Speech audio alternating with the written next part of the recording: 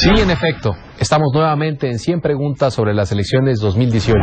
En esta ocasión desde el Instituto Nacional Electoral, en donde, a partir de 4 preguntas que nos has hecho llegar, podremos dialogar con funcionarios de esta misma institución al respecto.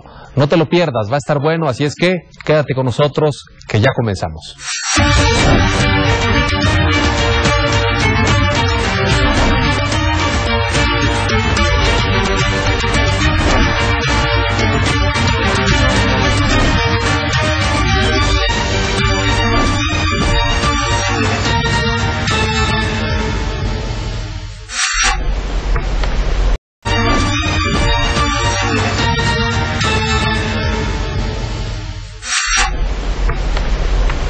Sí, en efecto, estamos una vez más con ustedes en 100 preguntas sobre las elecciones 2018, esta serie del canal del Congreso.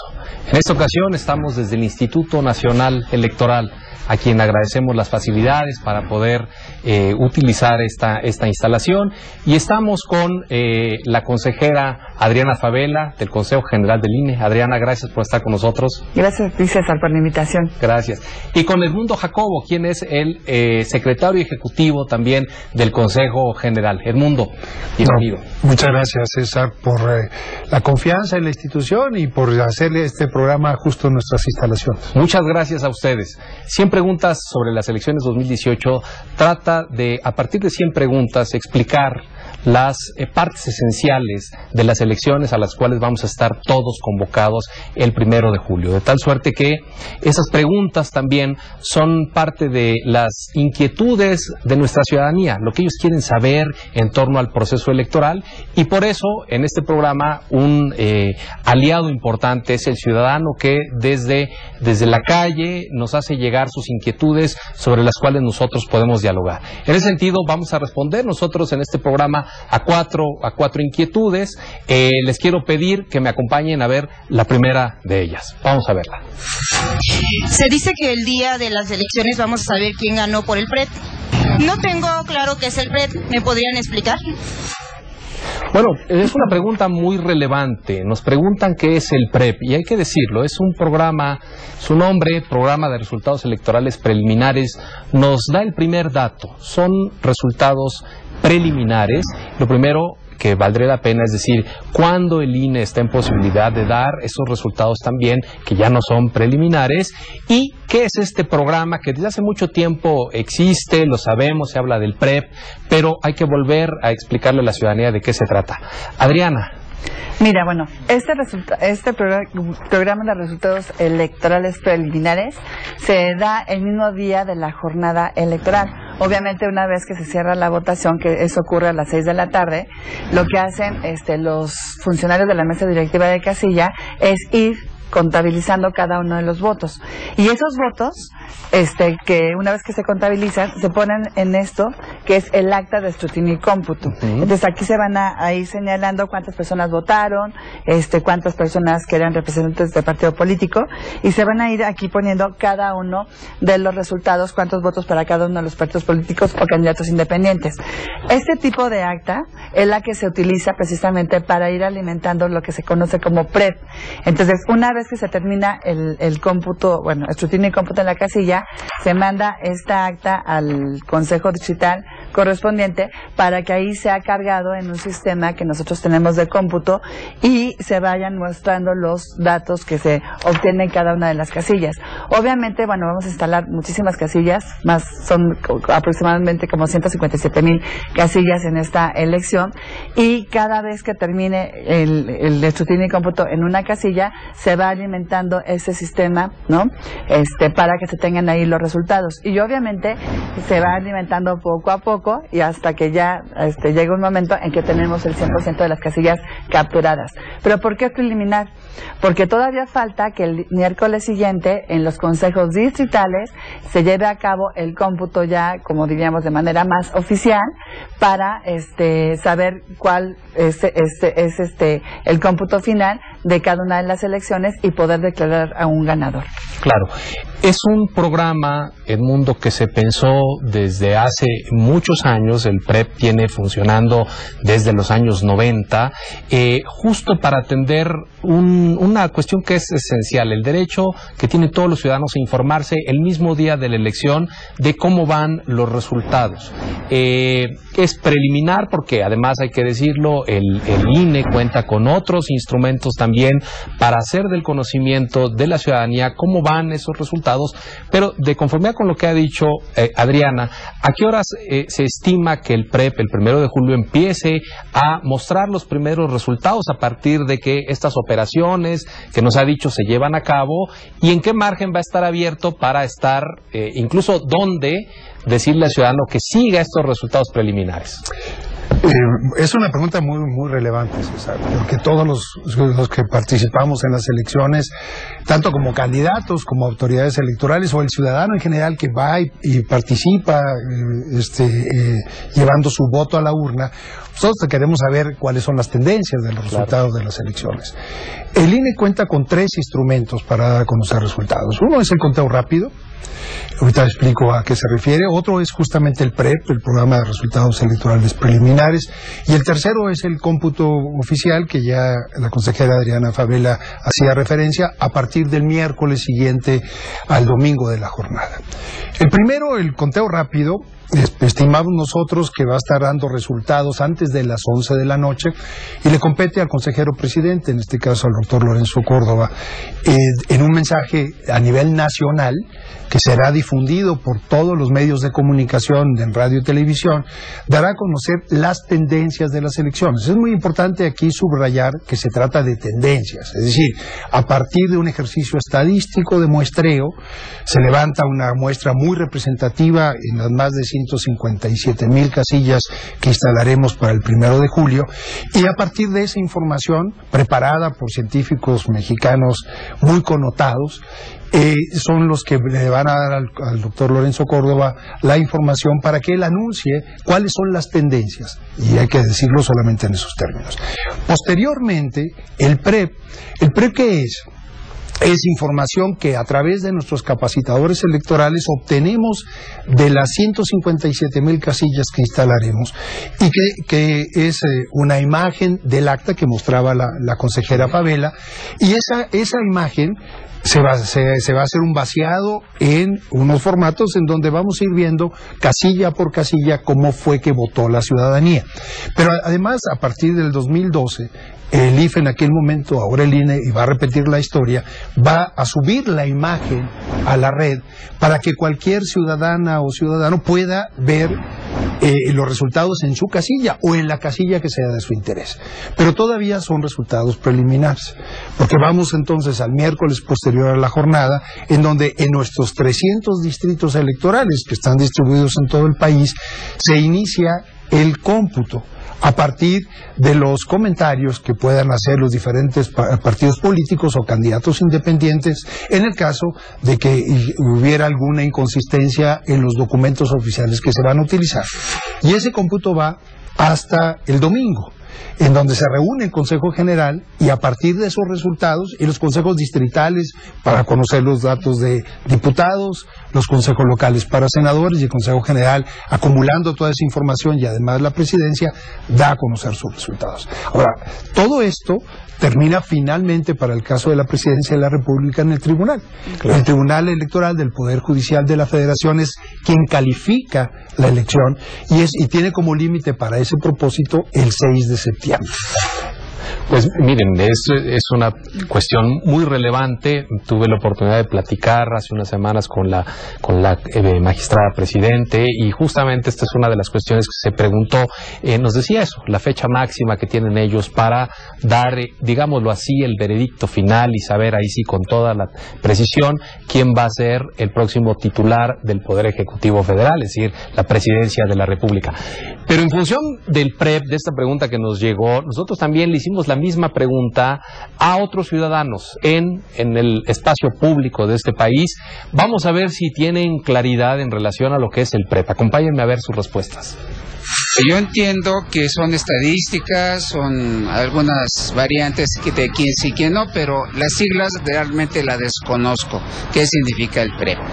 Yo totalmente no tengo claro lo que es el PREP, pero más o menos suena que es como algo estadístico para saber las indicaciones a nivel de las votaciones. Bueno, según tengo entendido, el PREP es un sistema que nos permite llevar un conteo aproximado de las votaciones que se han dado, preliminar al conteo final que se realiza después de que terminan las elecciones. Pues yo tengo entendido que es cuando a las personas que terminan de votar se les pregunta por quién votaron, y pues bueno, es la encuesta, pero yo no creo que vayamos a saber el resultado de las elecciones. Bueno, interesante lo que nos comentan. La última persona que participó nos hace referencia más bien a lo que se conoce como la encuesta de salida, es decir, que saliendo de votar se le acercan y le preguntan por quién votó, y es un ejercicio que regularmente lo hacen también encuestadoras de este país. Eso no es propiamente el PREP. Salieron algunas otras cuestiones, como el hecho de que esto es estadístico. Adri, ¿tiene estadística esto, o volvemos nuevamente a insistir que esto es un conteo tal vez de otra naturaleza? Mira, yo creo que es más bien un conteo de otra naturaleza, porque vamos exactamente a tomar los resultados del acto de escrutinio y cómputo, o sea, realmente cómo estuvieron votando las personas en cada una de las casillas.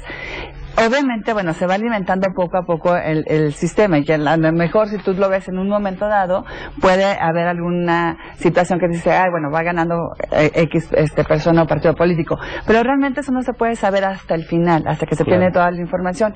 Ahora, lo que tú también decías, algo muy importante, es de que esta información se está subiendo a internet, que también lo decía Edmundo, y además se puede ir viendo cómo se va alimentando cada casilla en ese sistema llamado PREP, y creo que eso es lo importante de este sistema. Ahora, todos los demás conteos rápidos que se puedan hacer, las encuestas de salida, tienen, eso sí son cuestiones más bien estadísticas, pero tienen algún tipo de error, algún grado de error, porque muchas veces, inclusive en estas encuestas de salida, puede ser que la persona ni siquiera esté contestando realmente por quién votó, ¿no? Que no diga la verdad. Que no diga la verdad. Entonces, por eso es importante más bien esperar a que el propio INE dé ya los avances, o ya los resultados que se tenga preliminarmente, o ya el miércoles siguiente.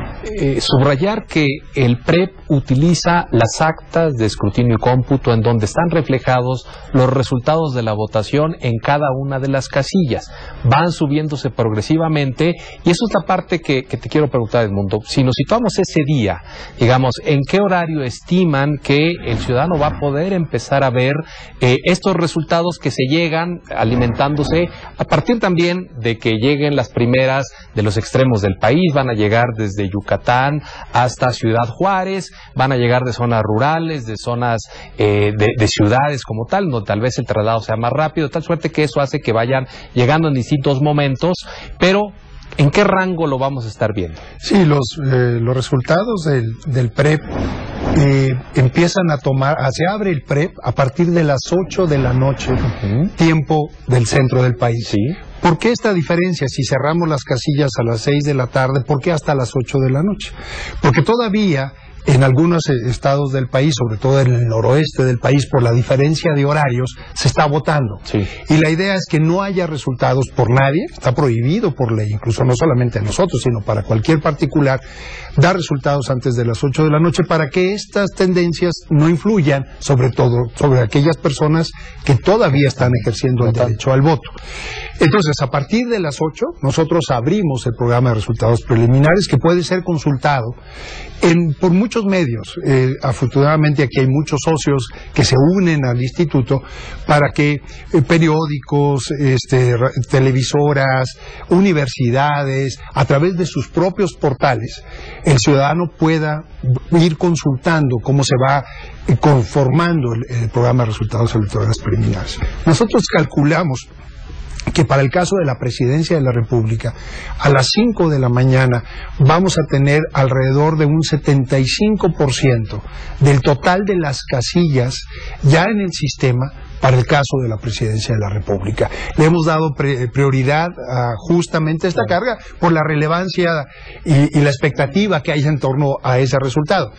Y el PREP va a estar abierto hasta las 8 de la noche del lunes 2 de julio. Se abre por 24 horas. Y como bien decía la consejera Favela, momento a momento se va llenando, pero a las 5 de la mañana, dada la reforma del 14 que hizo casilla única, tendremos, pensamos nosotros, alrededor del 75% cargadas las actas. Muy bien, pues me parece que con eso damos mucha información sobre el PREP. Quien se quiera desvelar, pues tal vez a las 5 de la mañana con un café puede ya tener una idea de cómo va la evolución, probablemente hasta un 75%, pero si no, aquel que se levante tomándose un desayuno a las 9, 10 de la mañana, tal vez ya pueda ver, tal vez más allá del 80, cerca del, no sé, cerca de tener una idea clara de cuáles van a ser los resultados finales, que habrá que esperar al siguiente miércoles para tener ya mucho mayor claridad. Muy bien, pues les pido que nos acompañen a una pausa. Continuamos enseguida en 100 preguntas sobre las elecciones 2018.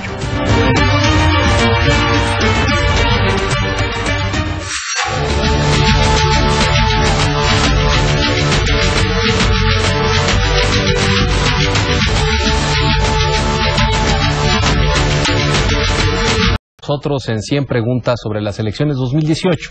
Les quiero decir también, como lo hemos venido haciendo a lo largo de esta serie, que si ustedes tienen alguna pregunta y quieran que nosotros la afrontemos en el programa, nos la hagan llegar al correo difusión@canaldelcongreso.gov.mx, y que también sigan esta serie en www.canaldelcongreso.gov.mx. Pues estamos listos para ver la segunda pregunta, a la cual vamos a dar respuesta en este momento, así es que les pido, vamos y veámosla juntos. En las otras elecciones se hizo famoso el voto por voto, casilla por casilla, y creo que con ello se volvieron a contar todos los votos de las elecciones. ¿Fue así? ¿Es cierto que se puede volver a contar todo para que no quede duda de quién ganó? No, nos sitúan ante otra pregunta muy relevante. Es verdad que esta frase del voto por voto, casilla por casilla, tomó relevancia, tomó eco en una elección presidencial anterior, que llevó posteriormente a que se adecuaran las reglas electorales para que, bajo ciertas circunstancias, se pudiera hacer un ejercicio de volver a contar eso que inicialmente, y en este programa hemos insistido mucho porque ha salido en distintas preguntas, que originalmente le corresponde contar a los ciudadanos que son llamados a ser funcionarios de casilla. Pero ahora voy contigo, Edmundo. A ver, justamente, ¿qué es y qué se puede volver a contar a partir de un mecanismo como al que nos invita a reflexionar este ciudadano? Bueno, primero lo sitúas muy bien. De lo que se trata es de la mayor certeza.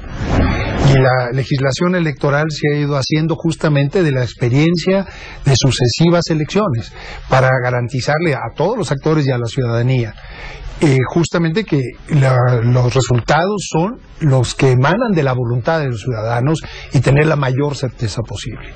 Esta frase que se volvió tan simbólica hace 12 años, que se llamaba el voto por voto, casilla por casilla, hoy tenemos muchas más facultades en ley para poder justamente el miércoles siguiente, a partir del miércoles siguiente de la jornada electoral, que los consejos distritales, los 300 consejos distritales del INE, en donde, por cierto, están acompañados nuestros funcionarios por los representantes de los partidos políticos, claro, de cara a ellos, se puedan abrir paquetes electorales cuando hay notorias inconsistencias en el acta que mostraba muy bien la consejera Favela en el bloque, en la pregunta anterior. Cuando, por ejemplo, algún ciudadano, sobre todo después de que se abrió la casilla a las 8 de la mañana, se cierra a las 6 de la tarde, empieza a prepararse el cómputo, pues puede haber errores al momento del llenado, errores humanos de una suma, algo así. Si algún partido político del domingo al miércoles encuentra algunas inconsistencias, a partir de eso puede llamar la atención a nuestros funcionarios y entonces ir separando esas actas, esos paquetes electorales para que eventualmente puedan ser abiertos, ¿no? Hay una causal que es clásica ya, que es la que llamamos la casilla zapato, cuando en una casilla solamente hay votación por un solo candidato.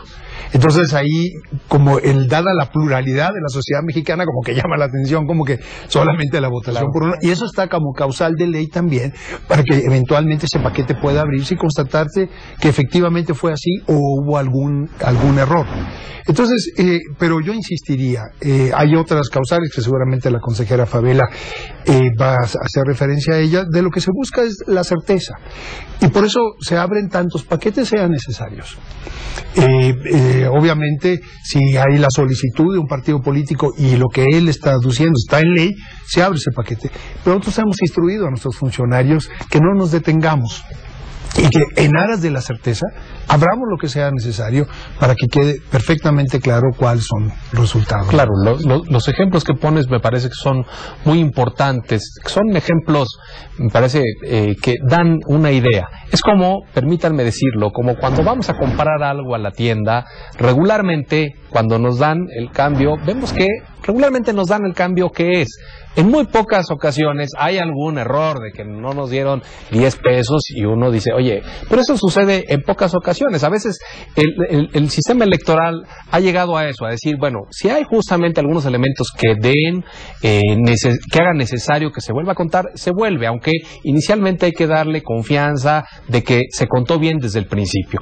Por lo mismo, Adriana, de conformidad con lo que nos preguntaba el ciudadano, ¿se puede volver a contar eventualmente hasta un 100%? Es decir, ¿toda la elección se puede volver a contar? Mira, sí se podría volver a contar.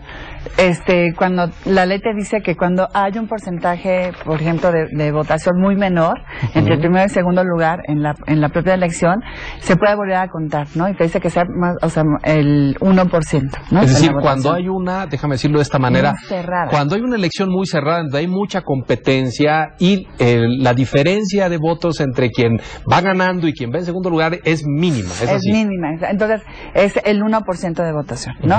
Entonces, eso lo puede solicitar el representante del partido político o del candidato independiente al inicio de la sesión que hablaba el Mundo el domingo siguiente, o bien al momento en que se termina el cómputo a nivel digital y queda ese porcentaje tal vez de votación, ¿no? Muy cerrada. Entonces, eso es muy importante también, que el público lo sepa, porque obviamente lo que tenemos que garantizar en todo momento es la cuestión de la certeza, de que el voto que se emitió sea bien contado y obviamente que esté bien reflejado en las actas de escrutinio y cómputo. Entonces, cuando hay esa circunstancia, se puede volver a hacer el escrutinio, abrir todos los paquetes electorales y hacer nuevamente el escrutinio y cómputo. Y tú tenías razón en una cuestión.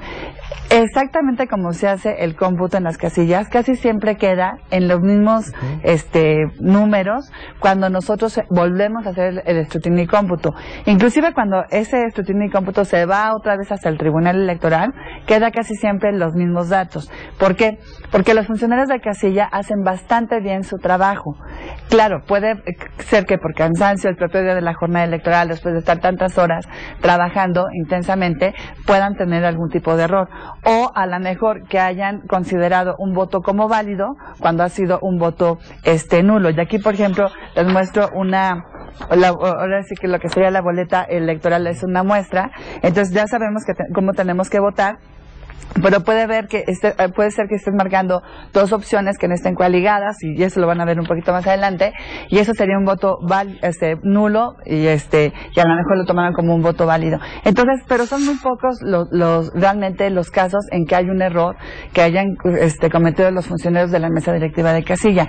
Entonces, cuando se vuelve a hacer el conteo, obviamente se hace por una cuestión de certeza, y pero realmente tenemos casi siempre los mismos resultados. Claro. Ahora, en todo momento, César, tanto en la casilla como en los consejos distritales, que es cuando se hace nuevamente el control de la votación, siempre están presentes los representantes de los partidos políticos. Y eso hay que estarlo subrayando, porque nada se hace a escondidas, todo está siempre con mucha claridad y es sumamente transparente, ¿no? Claro, y eso da una doble confianza. Lo primero es confiar en que se cuenta bien el día de la jornada electoral, porque son los mismos ciudadanos, pero si hay necesidad, y esto me parece que es muy relevante, si hay necesidad de conformidad con lo que aquí nos han dicho, es que se puede volver a contar incluso el 100% de la votación para que no haya duda.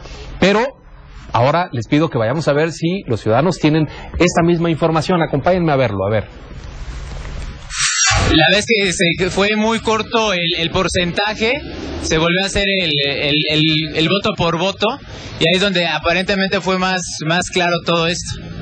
Claro que sí se puede hacer, si el margen es muy corto, se tiene que volver para que realmente se sepa que el voto que estamos emitiendo tiene una validez. Estaría bien, pero pues con tanta corrupción que hay, pues ya no sabemos ni qué. La verdad confiamos en que va a ser así, que van a estar contando los votos y todo, y a la mera hora pues nos engañan nada más, y es por eso que la gente vive con mucha desconfianza ya. Sí, recuerdo de ello. No estoy muy seguro de si se puede volver a hacerlo, pero yo creo que en este caso, si volviera a ser la situación, estaría bien volverlo a hacer, ¿no? Sí, que sí se pudiera volver a poder contar los votos. Por principio creo que no se hizo así y considero que no es necesario. Precisamente por eso la participación de la ciudadanía en las urnas. Bueno, interesante lo que nos hace llegar el público. Hay de todo, pero yo destacaría justamente esta parte de la confianza. Ciertamente esto anteriormente no había podido hacer así porque la legislación no lo permitía como tal, pero ahora se permite con la posibilidad incluso de llegar al 100%. Ahora uno de ellos también puso este supuesto de cuando la elección sea muy competida. Hay otros, ¿no? Pero también vale la pena decir que cuando no ocurren estos supuestos, se da por buena aquel recuento que se hizo en la mesa el día de la jornada electoral. Edmundo, ¿qué más podemos aportar o qué opinión te genera a ti lo que escuchamos del público? Primero, me da mucho gusto que la gente esté muy bien informada, por lo general, porque nuestra legislación electoral es muy compleja. Sí. La verdad, la hemos ido haciendo muy compleja al paso del tiempo. Yo creo que habría que irla simplificando, pero ese es otro tema. Pero me da mucho gusto que a pesar de eso, realmente las personas, nuestros conciudadanos, sí tienen una idea bastante clara. Fíjense nomás qué interesante. En el 2000, en la elección presidencial del 2012, a pesar de que la diferencia entre el primero y el segundo lugar fue bastante amplia, alrededor del 5%, el IFE en aquel momento abrió más del 60% de los paquetes electorales para dar certeza, justamente. Es decir, lo que buscamos es que todos tengamos la confianza de que finalmente el resultado, insisto, refleja lo que realmente la ciudadanía quiso al momento de depositar el voto en la urna. Efectivamente hay otras causales, pero creo que hemos tocado las más relevantes. ¿Sí? Y esto que decía la consejera Fabiola me parece que es fundamental. Es un ejercicio público frente a los contendientes en nuestros distritos, donde ellos mismos solicitan incluso que tales y cuales paquetes se deben abrir porque tienen ellos dudas que están en el marco legal, y frente a ellos se hace esa apertura de paquetes. Antes era en una jornada continua que en ocasiones empezábamos a trabajar desde el miércoles en la mañana temprano y estábamos terminando el sábado en la noche, que es nuestra fecha límite, porque el domingo tiene que darse a conocer el resultado de toda esa revisión posterior al día de la jornada. Y ese es un ejercicio que se hace, insisto, con los mismos partidos políticos, con los representantes en esta ocasión por primera vez de candidatos independientes, que como sabemos que esa es una nueva figura que enriquece el sistema electoral mexicano. Y hay distritos en donde están muy claros los resultados, en un día de medio concluyen, pero hay otros en donde la solicitud de apertura puede llegar al 100%, y no es raro que algún distrito llegue a abrir la totalidad de los paquetes, ¿no? Claro. Adri, a ti, una opinión final sobre lo que escuchaste de los ciudadanos. Pues mira, yo también creo que tienen bastante conocimiento de qué es lo que pasa y cómo se puede dar más certeza a los resultados de las elecciones. Yo te quiero agradecer, Adri, que no nos vas a poder acompañar ya en las demás preguntas por cuestiones concernientes a tu desempeño ahora en el INE, pero muchas gracias por haber estado con nosotros. Gracias, César, por la invitación. Y venimos a la segunda parte, en donde afortunadamente también nos quedamos con la compañía de Edmundo Jacobo. Gracias, ahora regresamos.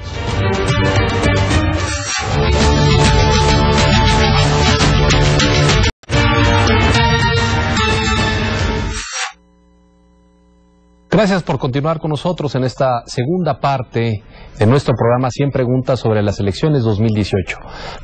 Permanece con nosotros, gracias querido Edmundo por estar con nosotros. Vamos a atender 2 preguntas más. Si te parece, te invito a que me acompañes a ver de qué se trata la primera de ellas. Siempre que voy a votar veo que todo está ya muy limpio y ordenado y dispuesto, pero siempre he tenido la duda de cómo y cuándo llegan las boletas, las urnas, las mamparas y todo lo que se utiliza el día de las elecciones. Bueno, me parece que esta pregunta resume en buena medida la razón de ser de esta institución. A ver, si hay una institución cuya función sea que el ciudadano tenga el día de la elección todo dispuesto para que llegue y haga uso de este derecho a votar por sus representantes populares, justo nos da esta imagen de todo lo que está detrás. Edmundo, ¿qué nos puedes decir al respecto? No, primero agradecerle mucho al ciudadano la pregunta, porque son cosas que se dan por hechas. Exacto. Y el despliegue que hay detrás es un despliegue, la verdad, muy grande. Son muchos meses de preparación para esto. Claro.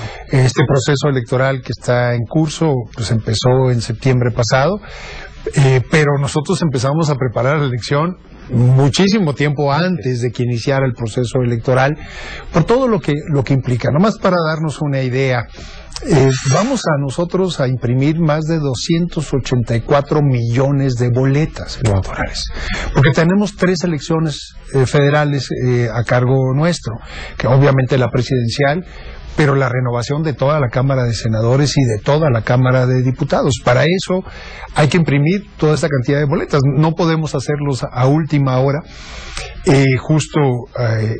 Recientemente concluyó la fase del registro de candidatos por parte de los partidos políticos y además ahora van a incluirse en las boletas las candidaturas independientes.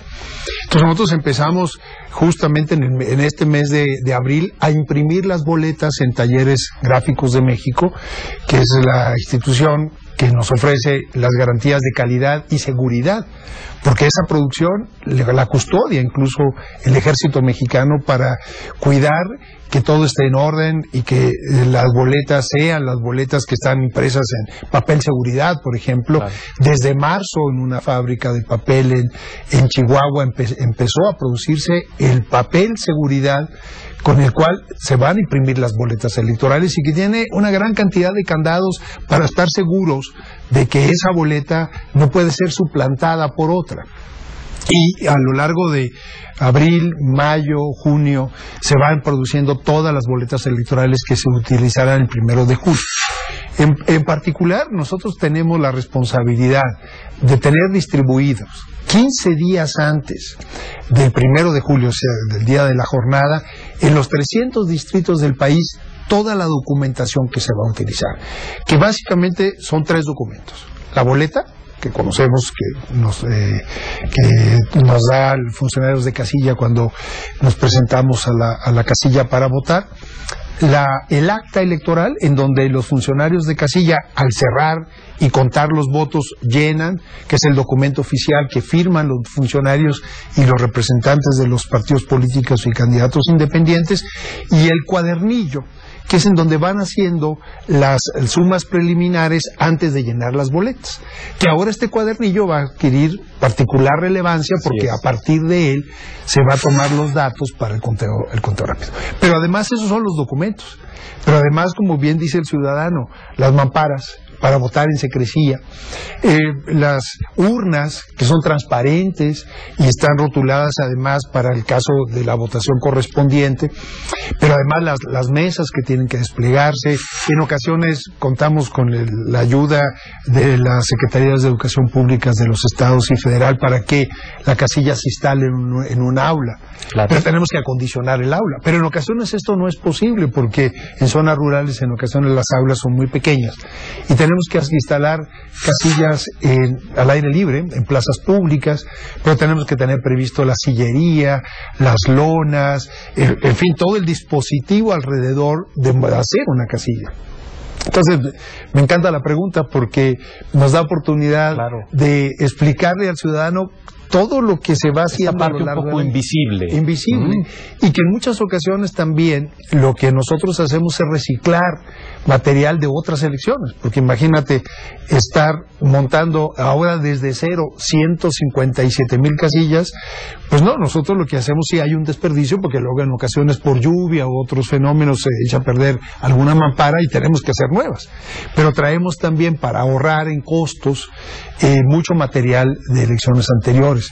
Por ejemplo, también la tinta indeleble, que es otro, ahora ya nos acostumbramos a ella, pero el Instituto Politécnico Nacional la produce ya desde hace algunos años y es algo que se va programando con mucha anticipación para poder contar con ella, con las condiciones apropiadas.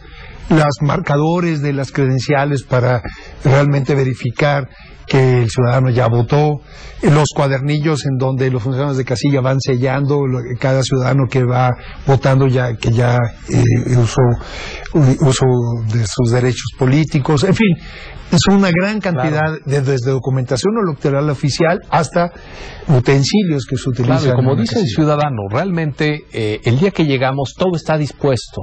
Los funcionarios están en su lugar, las boletas están las mamparas, están las urnas, están los marcadores, todo está dispuesto, pero es una cuestión que, por eso qué importante la pregunta, da lugar a que salga a la luz esa parte que el ciudadano común no ve, porque el día que llega ya está hecho. Mira, le hicimos esta pregunta también a otros ciudadanos. Antes de continuar dialogando, que te quiero hacer algunas otras preguntas sobre ello, vamos a ver ellos qué nos dicen. Claro, bueno, hasta donde yo como ciudadana tengo entendido, porque nunca he podido participar en eso, sí sé y estoy de acuerdo que hay un preámbulo antes en donde se les da como una especie de capacitación a un personal que son la misma ciudadanía, los invitan a participar, aceptan y se les da una capacitación. Y sí lo hacen en tiempo y forma, porque en el momento como a las 9 de la mañana ya están las urnas ya preparadas para que la gente, los ciudadanos lleguen a votar. Todo está en orden de acuerdo a esa capacitación que tienen. Que hay una persona que se encarga de capacitar a todos los que van a instalar las casillas, los que van a estar presentes el día de la elección, y para ello es el que se encarga de distribuirlas, según mi forma de ver, ¿no? Es el que se encarga de llevar los documentos, todas las actas, todas las urnas como la van a instalar, las boletas que van a elegir, que van a instalar para votarse. Entonces, sí es un proceso muy largo, porque aparte de eso te capacitan antes para que puedas hacer un buen trabajo. Te capacitan durante varios sábados para que tú puedas hacer un trabajo de ir a capacitar a las personas que van a llevar a cabo la elección. No tengo idea de cómo lleguen. Yo cuando veo, pues ya están ahí. Pues realmente no sé, me imagino que hay alguien designado, algún personal, pero no tengo idea de si llegan un día antes o unas horas antes, no tengo idea. Interesante, ¿no, Edmundo? Mira, yo creo que vale la pena, ese rato comentabas, a ver, de parte, déjame ponerlo de esta manera, de la autoridad central acá, a los 300 consejos distritales, está todo el reparto de esta documentación electoral a la que hiciste referencia y de estos otros materiales. ¿En qué momento le llegan a el presidente de la mesa directiva de casilla para que ya los tenga? Porque al otro día, antes incluso de lo que dijo esta ciudadana de que a las 9 ya está, pues hay que decirlo, la casilla abre a las 8, pero los funcionarios incluso deben estar ahí previamente justo para que todo esté ordenado, para que a las 8 se abra la casilla y ya puedan empezar los ciudadanos a votar. Entonces, ¿en qué momento les llega a los presidentes? Sí, yo te decía en la pregunta inicial que 15 días antes del 1 de julio yo tengo que tener distribuido en todo el país, los 300 distritos, toda la documentación, todo el material electoral, a más tardar. Claro. Pero al presidente de la mesa directiva de casilla, que es el que recibe la documentación electoral y todo el material electoral, nosotros empezamos a entregarlo 5 días antes del 1 de julio. A lo largo de esos 5 días previos se va entregando a todos los que son los presidentes de las mesas directivas de casilla, que son los que finalmente hacen la custodia de esa documentación y ese material, y el día 1 de julio, antes de las 8 de la mañana, acuden al lugar donde se instala la casilla, instalan la casilla para que a las 8 en punto el ciudadano pueda entrar a la casilla. Para que el ciudadano tenga una imagen mucho más cercana, digamos, al presidente de la casilla le llevan los materiales, los documentos que se van a utilizar. Él los custodia, hay que decirlo, los custodia en su casa. Sí. Le quedan, los custodia en su casa. Él, el domingo, primero sale muy temprano de su casa, los lleva y llega al lugar donde se va a instalar la mesa, espera que lleguen los demás funcionarios que le ayuden también a hacer ese ejercicio. ¿Es así? Así es, incluso los representantes de los partidos políticos y candidatos independientes, que son testigos de que se armen las urnas, por ejemplo, y que esas urnas estén vacías hasta el momento que llegue el primer ciudadano a votar, que en muchas ocasiones son justamente los propios representantes de los partidos políticos y candidatos independientes los primeros que depositan su voto en las urnas. Y son testigos del armado de las mamparas, de que todo esté dispuesto de acuerdo a lo que señala la ley y de acuerdo a la capacitación que, como bien dicen los ciudadanos entrevistados, recibieron los funcionarios de casilla durante varias semanas previas a que sea el día de la jornada, ¿no? Donde se les entrena de acuerdo a los lineamientos que están establecidos para el procedimiento del día de la jornada, y además está dispuesto todo. Incluso tenemos simulacros con los funcionarios de mesas directivas de casilla para que vean cómo se debe instalar, qué cosas deben hacer, cuál es el papel que cada uno de ellos tiene, porque ahora con la casilla única los ciudadanos se van a encontrar con 6 funcionarios. Uno es el presidente de la mesa directiva de casilla, hay 2 secretarios y el resto son los escrutadores, que son los que coadyuvan desde el acceso de los ciudadanos a la casilla y hasta después cuando se cierra para el escrutinio y cómputo, cuando se cierra la casilla para contar, son los que auxilian en todo el proceso, ¿no? Y son 6 ahora porque va a haber elecciones simultáneas, claro, entre las 3 federales que ya comentábamos hace un momento, y en algunos estados 8 estados, y la Ciudad de México habrá otras 3 elecciones, así que en todo el país, en 30 entidades, tendremos elecciones que son concurrentes con la federal. Yo creo que esta pregunta que nos hizo llegar este ciudadano es muy importante justo en esta parte. Dijo, el día que llego todo está ordenado y dispuesto. Ahí está la razón de ser de una autoridad como esta y de lo correspondiente con las instituciones electorales de los estados, en donde también debe ser lo mismo. Es decir, el día que se llega a votar, lo que no puede faltar es que de repente digan, ya no hay boletas, ya no hay crayones para que la marquen, ya no hay dónde votar. Es decir, todo está dispuesto y es la razón que justifica la existencia de estas instituciones electorales. Así es que enhorabuena por ello, porque es un despliegue monumental. Y muchas gracias a la ciudadanía, porque finalmente nosotros lo que hacemos es organizar el proceso electoral, pero el día de la jornada, quienes son la máxima autoridad son los propios ciudadanos. Así es. Ellos son los que abren la casilla, los que reciben a sus vecinos, los que cierran la casilla, los que hacen el cómputo y los que finalmente firman las actas para darle autenticidad y veracidad a ese proceso electoral. Pues esperamos con eso haber dado respuesta a esto que es elemental, esto va al corazón del proceso electoral. Bueno, gracias por habernos hecho esa pregunta. Vamos a regresar ahora para contestar la última pregunta, pero les pido que nos acompañen. Vamos a un corte brevísimo y ahora volvemos con ustedes.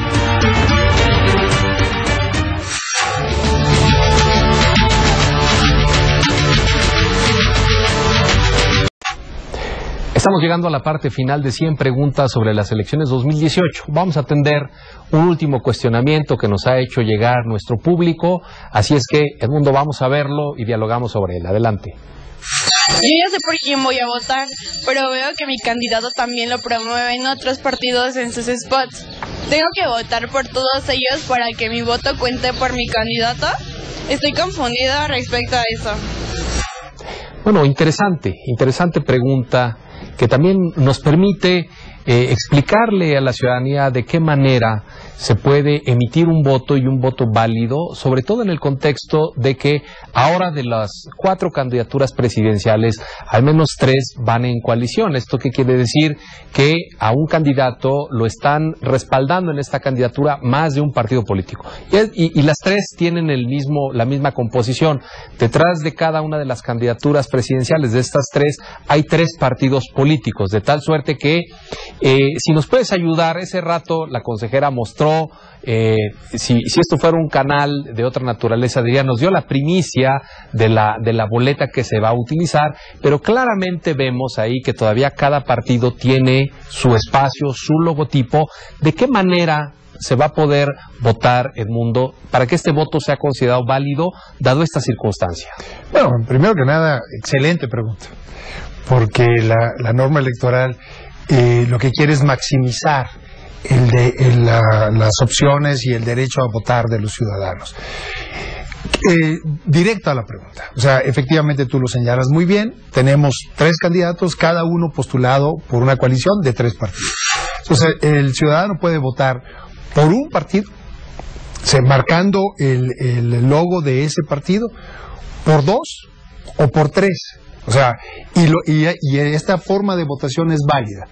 Si el candidato A está apoyado por el partido 1, 2 y 3, puede votar por el 1, solamente por el 1 y vale su voto, por el 2 y vale su voto, o por los 3 partidos que conforman la coalición.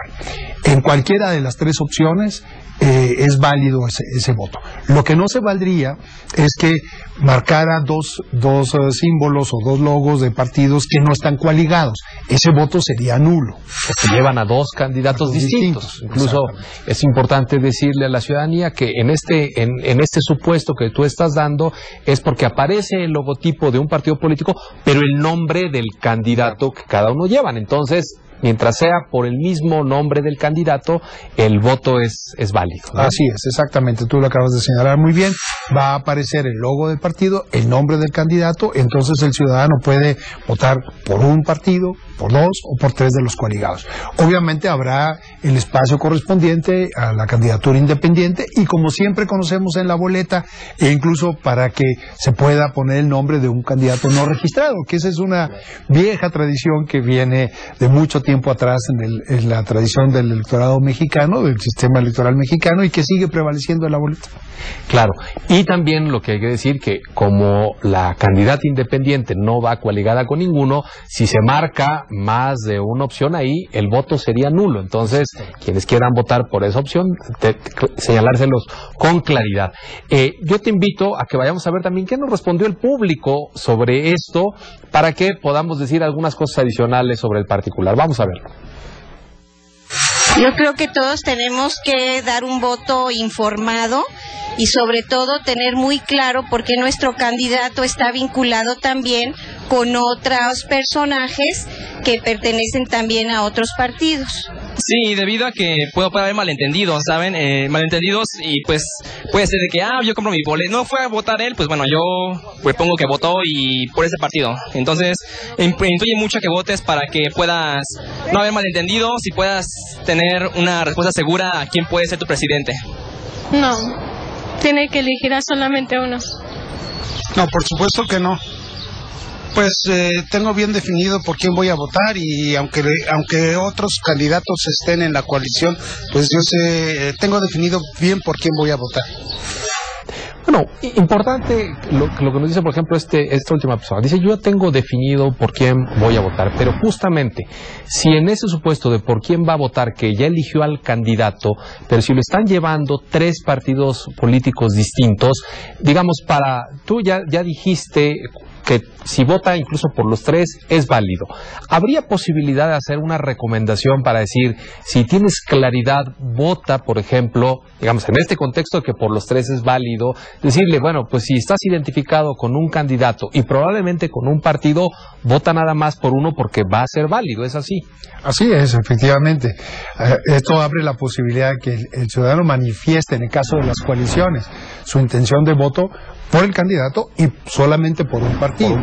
Porque recordemos que el hecho de votar tiene efectos para el candidato al puesto de elección popular, pero también cuenta para los partidos, para lograr que permanezcan con su registro, porque tienen que pasar un umbral determinado de aceptación de parte de la ciudadanía para que sigan conservando su registro como partidos políticos nacionales.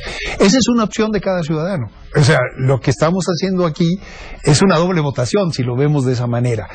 Por un candidato o por un partido, o bien por 2 o por 3 de los que están coaligados. Lo que tenemos que tener mucho cuidado es no marcar 2 logos de partidos por candidatos que no están coaligados, que no están respaldados por una sola coalición. Pero por eso va a quedar muy claro el logo del partido y el nombre del candidato para que no haya confusión. Claro, hay que decirlo, incluso probablemente en temas de organización electoral va a ser mucho más fácil ese día contar los votos, por ejemplo, por estas coaliciones de aquellos ciudadanos que solo hayan marcado a un candidato y a un partido. Claro. ¿No? Lo demás es válido, pero tal vez el ejercicio de contar sea todavía más complicado. ¿Alguna referencia última en torno a esto con la cual quiera cerrar el programa? Pues yo creo que la primera ciudadana que apareció en este último bloque lo hice con mucha claridad.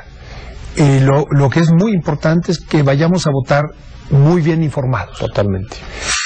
Que nos procuremos en estas semanas que vienen previas a la jornada estar atentos a quiénes son nuestros candidatos. Para eso el Instituto Nacional Electoral va a abrir una página para que el ciudadano de manera muy sencilla, con la credencial a la mano, pueda por vía internet ver en dónde va a estar ubicada su casilla, quiénes son los candidatos que están en esa casilla, porque va a tener obviamente el presidente de la República, pero senadores y diputados, y eso depende de cada distrito en donde uno vive, y luego ir un poco más allá como ciudadanos, a preguntarnos qué es lo que está proponiendo cada opción política, cada candidato, y para eso estamos haciendo asociaciones con diferentes instituciones, para que a través de ellas también se conozca cuáles son las diferentes ofertas de los partidos políticos y candidatos. El voto informado, esa es la clave, estar muy bien informados y votar libremente.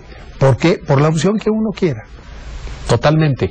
Yo creo que incluso, si me permites, esa es la lógica también que tiene el programa, informar. Es decir, estamos dando de alguna manera información que es relevante para que los ciudadanos puedan tomar su decisión, para que ese voto al que has hecho referencia sea ciertamente informado y sea un voto incluso, yo diría, consciente, que sepamos claramente por qué y por quién vamos a ir a votar, y que, como ha salido aquí en el programa, todo va a estar ese día dispuesto para que todos absolutamente tengan la garantía de que ese día van a poder ejercer su voto por la opción que quieran.